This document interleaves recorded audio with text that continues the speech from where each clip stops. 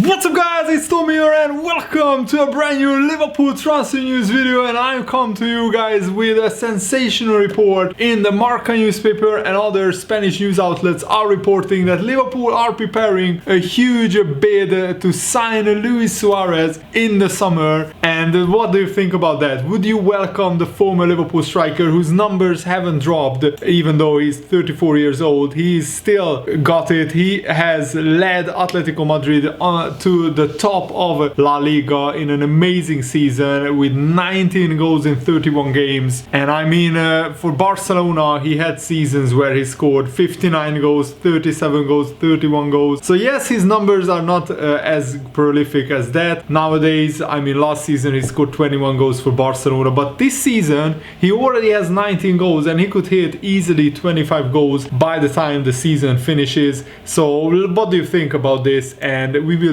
talk about the detailed report. So many newspapers are saying that Liverpool are considering a move to bring Luis Suarez back to Anfield, and even at the age of 34 it's clear that Suarez still has a great deal to offer the footballing world, as demonstrated by his achievements for Atletico Madrid this season. Could he cut it in the Premier League? I think only as to complement Bobby Firmino. When Firmino needs a rest, when he's on a bad run of form, Suarez could come in and help Liverpool. But imagine just for 30 minutes he could come on at the end of games and really ruffle up the defenders, and he's just something different. I absolutely love strikers like this who want to win at all costs, and you can say what you want about Luis Suarez, but he's a winner. He is an absolute animal on the pitch in the best and worst sense, as we fully experienced during his time. And I will be honest, he's still one of my all-time favorite Liverpool strikers. The season where he scored 31 goals in the Premier League is absolutely incredible. Probably one of the best individual seasons that you will ever see in Premier League football. And of course, it's a little bit unlikely that Liverpool would go for a profile of Luis Suarez, this type of player who is 34 years old. He's entering the last few years of his career. Reportedly, there is a clause in his contract where Luis Suarez could move on a free transfer to any club that he wishes to move to at the end of the season. So would you take Luis Suarez on a free transfer? And I don't think his wages would be as crazy as somebody like Haaland or Mbappe. And I mean, Luis Suarez scored 82 goals in 133 games for Liverpool. That is an astonishing goals to games ratio. I still consider Luis Suarez an absolute legend. And Liverpool have been struggling for goals this season. It has been well documented that both Firmino and Mane has been struggling for goals, and that's what Luis Suarez could bring, because he wouldn't necessarily be the player who runs behind the defense. That's up to Mane and Salah, but he could hold the ball up, and his approach play is pretty good. But where Luis Suarez excels is he ruthlessly converts his chances, evident by the fact that he has more than one goal every 2 games, and that's what Liverpool have been missing from their number 9. Firmino missed so many great chances this season, and Luis Suarez, I'm sure, with the same amount of chances would have scored at least twice, maybe even 3 times the amount of goals. And that could be the difference for Liverpool next season. If we could get 10 more goals or 15 more goals from our striker, with Salah and Mane scoring, Salah usually scores 25-30 goals, Mane usually scores 15, 20, 25 goals. If we could get another 15 to 20 goals from our striker during the whole season, that would be, I think, a major improvement. And I think Suarez would jump at the chance to sign for Liverpool because he still has unfinished business. It's well documented that Suarez wanted to win the Premier League title so much for Liverpool, and this is his great chance. If he comes next season to Liverpool, I think Liverpool will have a great chance of winning the Premier League title. That's how good still Luis Suarez is. I know that he doesn't have the legs, but you could rotate Luis Suarez with Bobby Firmino and really it wouldn't be a problem, I think. And I mean, Suarez is also famous for developing excellent partnerships. His partnership with Daniel Sturridge was one of the most explosive partnerships that you will see in the Premier League's history, scoring 52 goals out of 100 goals that Liverpool scored in that famous season, where in the end we didn't win the title, but we played like a title winning team in that season, certainly attacking wise. If just we had the better defense, maybe Liverpool would have ended the season with a Premier League title. And I mean, Barcelona let Luis Suarez go they were hoping that he is past his best, that he will start to decline, but the way that they let him go, I think, was massively wrong. It was a huge mistake by Barcelona, because it just gave Luis Suarez massive motivation to try and win the league title with Atletico Madrid ahead of Barcelona. What a story that would be. And I think if Luis Suarez comes to Liverpool, he would have the same massive motivation to win the title for Liverpool as well. I mean, how amazing would that be if Suarez wins the title at Atletico Madrid and then next season he wins the title at Liverpool. I mean, these are the kind of fairy tales that you love football for. And of course, I'm just a Liverpool fan, allowed to dream, so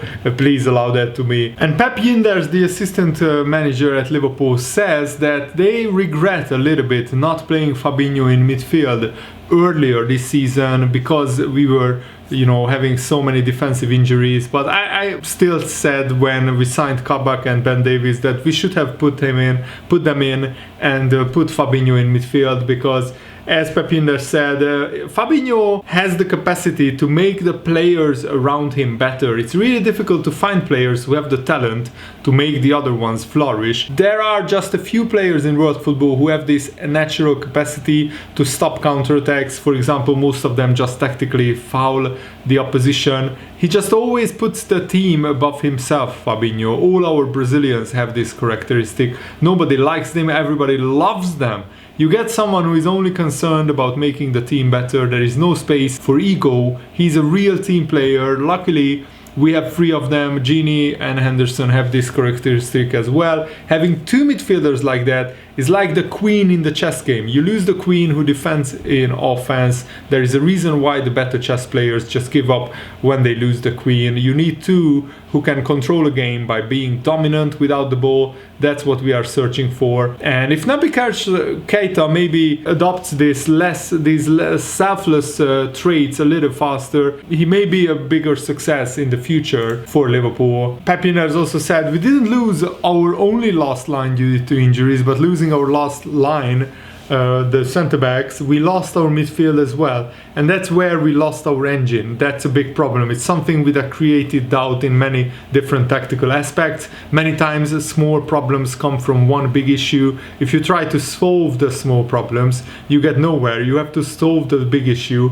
We always tried to find the solution, but the solution needs consistency, and that was the problem, because there were always different and new problems coming and popping up and took the consistency away. We don't measure ourselves with the past, but we have to understand what made us the team who nobody wants to play against. That is the main reason why we won so many games and titles. Coming back to Fabinho as the lighthouse, a proper six, just sees more.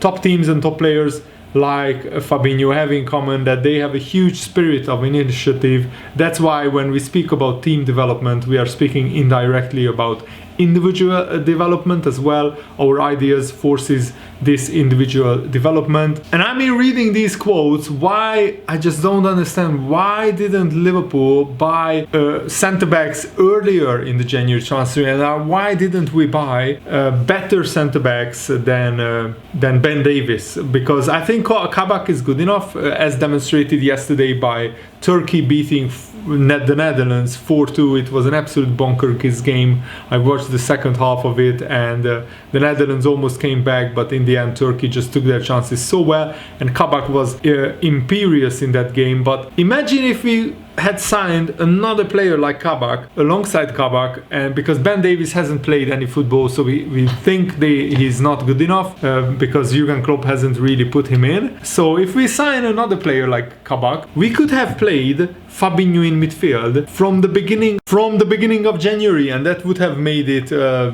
lot easier for Liverpool.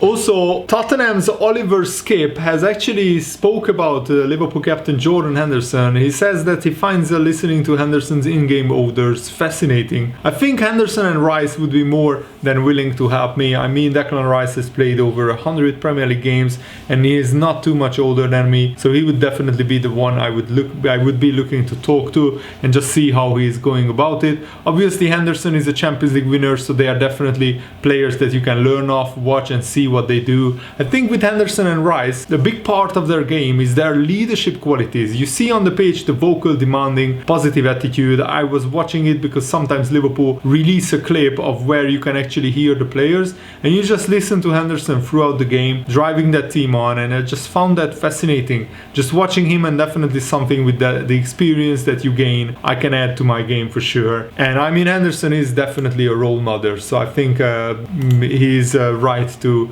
learn from him, and I'm really excited to see Henderson back for Liverpool, hopefully after the Real Madrid Champions League games. And Pep Yinders also said something very interesting about Diogo Jota. He said that the Liverpool star is on the same level as Salah, Mane and Firmino, and I tend to agree with him. He said Jota's intuition in the penalty area is very difficult to coach. It either comes to you as natural or not. This is what he said. Jota is on the same technical level as Salah, Mane and Firmino. I said this before, and now the whole world can see it. Quick and being quick in mind is a lethal combination for a striker. He has direction in his game. Jota understands that it's not about him. It's about him, Sadio, Bobby and Mo. It's about togetherness. Adapting to our pressing style isn't easy, but with him it goes very naturally. It says a lot how quickly he adapted to this Liverpool side and how quick the Liverpool team adapted to him. He's just pure quality as a team player and as a person. He has this positioning in the box where he's often in the right place at the right time, and this intuition in the box, this is pure instinct. That is something that is so difficult to coach. I still find it really difficult to coach that attribute, and it's because you have to know on instinct where and when to go. If it doesn't come natural to a striker, it is almost impossible. And a tweet highlighting Ozan Kabak's sensational performance against the Netherlands went viral on Twitter. The tweet said that Kabak had 11 clearances, he had 3 interceptions, he won 3 ground duels, 2 aerial duels, he also completed 6 long balls, he had a 100% dribble success rate, and he also created 1 chance, and he had no player dribble past him during the game, and he also had an incredible goal line clearance and a really sensational dribble and pass. So he was probably one of the best players on the pitch. Of course, Burak Yilmaz, who scored a hat-trick, was the man of the match, but if Ozan Kabak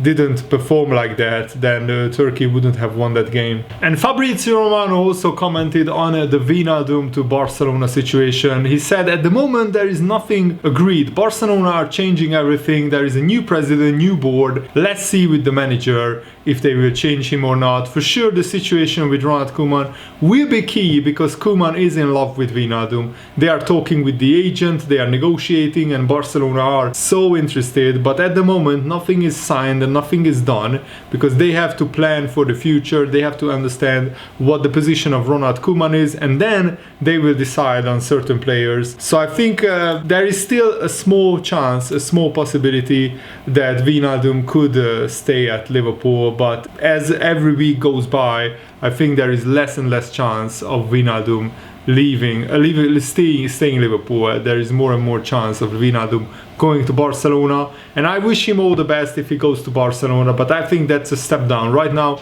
Barcelona are a lot weaker and are not in a great position, whereas Liverpool, I think, will challenge again next season for titles and trophies. And the Premier League just announced that next season will start on August 14th, 2021, and that is just 1 month after the Euro 2020 final, which will be played, of course, in 2021 on July the 12th, and the Premier League will be completed on May the 22nd, 2022. So it looks like the schedule will be back to normal. Let's hope that the fans can return to the stadiums, and hopefully Liverpool can also return to normal, challenging for the Premier League title. Hopefully Van Dijk, Gomez and Matip will all be back, and then we will be ready to go to attack the Premier League title next season. And thanks for watching, guys. I really hope you enjoyed this video. Have a nice day. See you later. Goodbye.